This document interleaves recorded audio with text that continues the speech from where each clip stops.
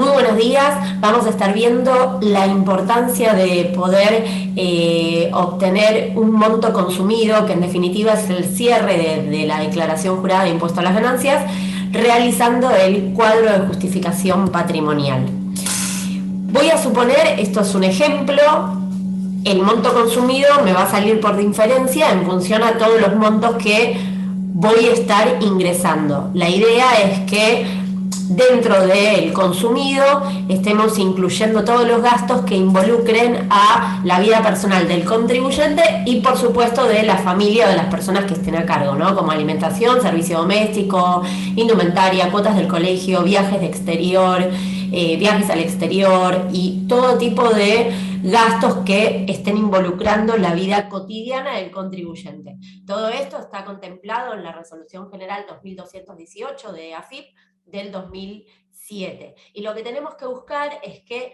el monto consumido sea razonable en función a los ingresos que obtenga el contribuyente. La realidad es que no voy a obtener un valor real, ¿no? Porque aparte, después vamos a ver de que incluso puede ser que sea un monto más chico en el caso de que si vive con otra persona el contribuyente y dependiendo cómo se distribuyen los gastos, puede que a uno le dé el consumo más elevado que al otro.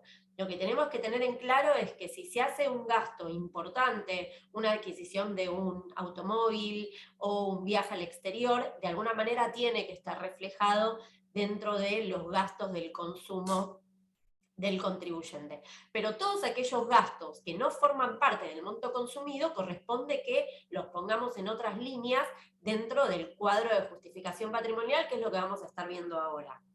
En principio vamos a comenzar con todo lo que sale, ¿no? Aquello que me baja, esos gastos que me baja el consumo y el patrimonio. Y esto lo vamos a poder encontrar dentro de otros conceptos que no significan incremento patrimonial o consumo, que es aquello que, si bien puedo realizar un gasto, y me lo puedo deducir, por un tope legal no lo puedo deducir todo. Entonces, esta diferencia entre lo que efectivamente pagué y lo que me pude deducir no corresponde que vaya a gasto, al monto consumido, sino que habría que ingresarlo dentro de la parte de gastos, otros gastos que se realizan pero que no se vinculan con el monto consumido.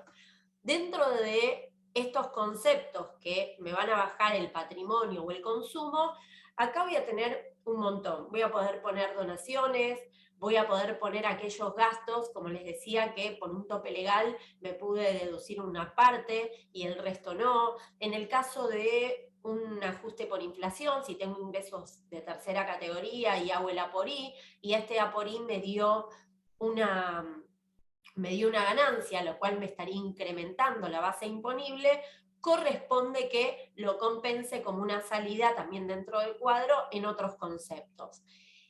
Hay un montón de estos conceptos que los puedo ingresar, por ejemplo, también un ingreso no grabado, el valor locativo presunto, si tengo un inmueble de recreo con uso de recreo veraneo y lo tengo que grabar, bueno, como estoy grabando un ingreso no obtenido, también lo voy a considerar como una salida. Es todo aquello que de nuevo me esté bajando el monto consumido. Entonces veamos un ejemplo sobre esto.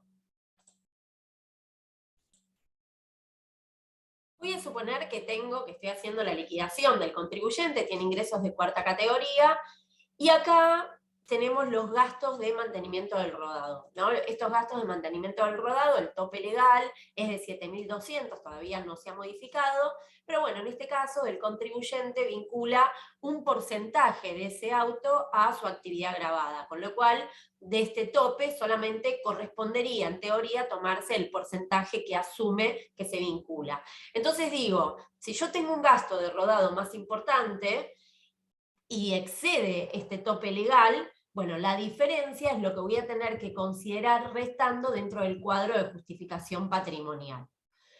Y después también voy a encontrar si pago el servicio doméstico, si le estoy pagando a la empleada doméstica, por ejemplo, aboné durante el periodo fiscal 325.000 y el tope es el mínimo no imponible, que es 167.678,40 para el 2021, la diferencia entre lo abonado y el tope legal también lo considero restando dentro del cuadro de justificación patrimonial. Y otras cosas que aparecen también es los honorarios médicos, en este ejemplo, ¿no? Y la medicina prepaga, ¿no? Este contribuyente pagó honorarios médicos, por ejemplo, terapia con factura, una cirugía, donde el primer tope legal es el 40% de la factura, y este 40% no puede superar al 5% de la ganancia neta. Entonces acá el primer tope vamos a decir que paga 66.000, el primer tope es el 40%, 26.400, y esto no puede superar el 5% de la ganancia neta, que sería básicamente el 5 de este resultado. Y en lo que es medicina prepaga, se supone que acá abonó, por ejemplo, 276.000, y de nuevo el tope legal es el 5% de la ganancia neta. O sea que se puede tomar 76.137,80. Tanto para los honorarios médicos como para la medicina prepaga, la diferencia entre lo que efectivamente se pudo deducir y lo que paga va a estar también restando dentro del cuadro de justificación patrimonial para que justamente me baje el monto consumido.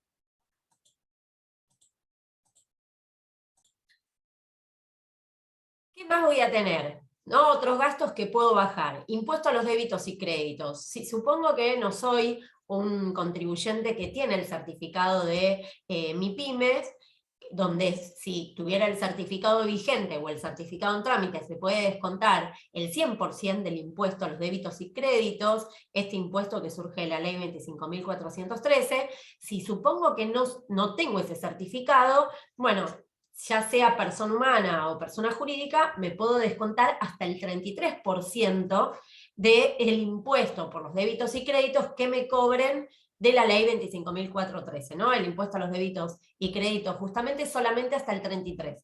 La diferencia entre lo que efectivamente pude deducirme y lo que pago, también me lo voy a estar descontando como otros conceptos, para que me baje el consumido. Los mismos gastos bancarios,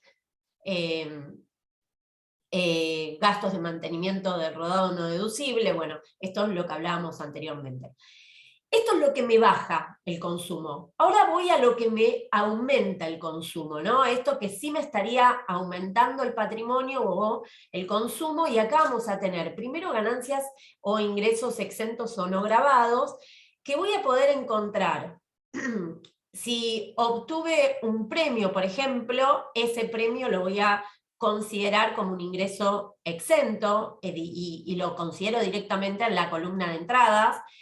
En el caso de también aquellos ingresos que pude haber obtenido como dentro del régimen simplificado, es decir, si yo estoy inscripta como monotributista por mi actividad, por mi profesión, y por otro lado tengo ingresos de primera categoría, esos ingresos por la locación de inmueble me puedo inscribir como el régimen general.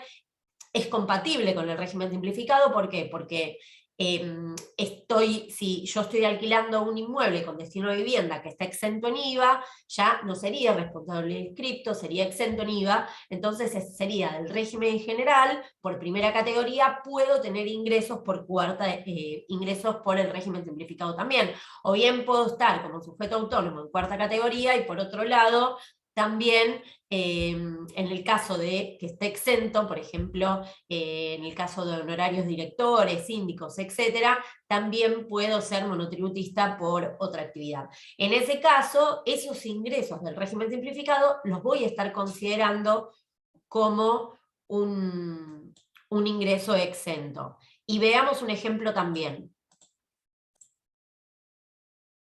Voy a suponer que el contribuyente obtiene intereses porque constituye un plazo fijo con cláusula de ajuste UVA, donde le genera un interés y una actualización de capital. Hasta el 2020 el interés estaba grabado y la actualización de capital estaba exenta. Para el periodo fiscal 2021 todo se considera exento, con lo cual lo único que quedarían grabados son los intereses por plazos fijos obtenidos en moneda extranjera. Pero en este caso tenemos intereses generados por un plazo fijo con cláusula de ajuste UVA, tanto los intereses como la actualización está exenta. ¿Qué voy a hacer con eso? voy a tener que ver lo que me acredita el banco, y esto que tengo acá, intereses más actualización de capital, lo considero como una entrada dentro del cuadro de justificación patrimonial. Y además, si supongo que este contribuyente se ganó un premio importante en el loto, por ejemplo, sobre 500.000, bueno, esos 500.000 pesos también los voy a incorporar como una ganancia exenta.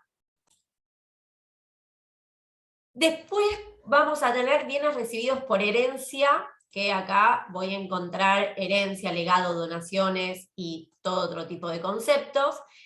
Lo importante de acá es saber que, bueno, obviamente está exento, lo reflejo como una entrada, pero lo tengo que incorporar al valor que se haya acordado en el momento en que se aprueba el testamento o la declaración de herederos. Con lo cual, con ese monto es lo que voy a considerar para justificarlo dentro del cuadro.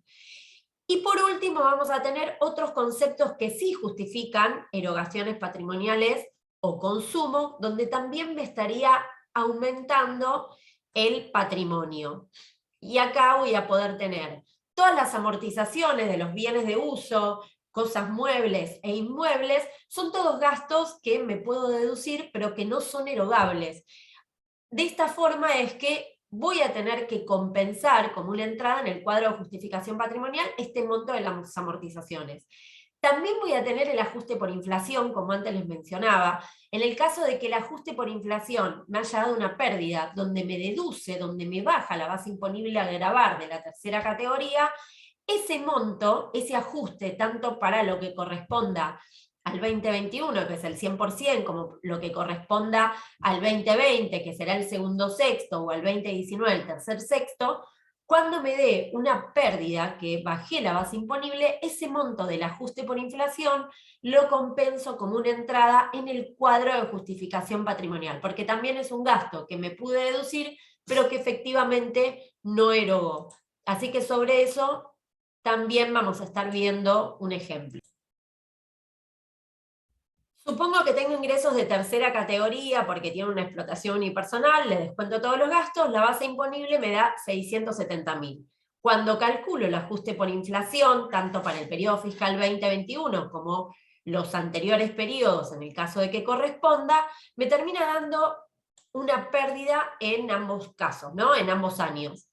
Entonces, esta pérdida del ajuste, ya sea el estático y el dinámico, como bajé la base imponible con un gasto no erogable, también lo voy a tener que considerar sumando dentro del cuadro de justificación patrimonial. ¿Y qué más voy a tener? Bueno, voy a tener, en el caso de las amortizaciones, acá tengo que alquilo un inmueble y amortiza ese inmueble, este gasto no erogable pero sí deducible, también lo considero como una suma en el cuadro de justificación patrimonial.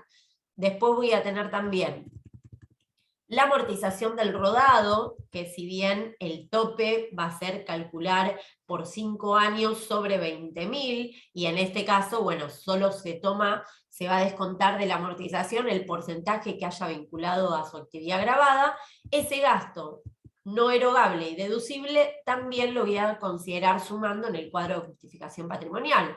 Después tiene la amortización de bienes muebles, que se amortiza por 10 años, también es una amortización no erogable y es un gasto deducible, con lo cual lo voy a considerar también sumando dentro del cuadro de justificación patrimonial.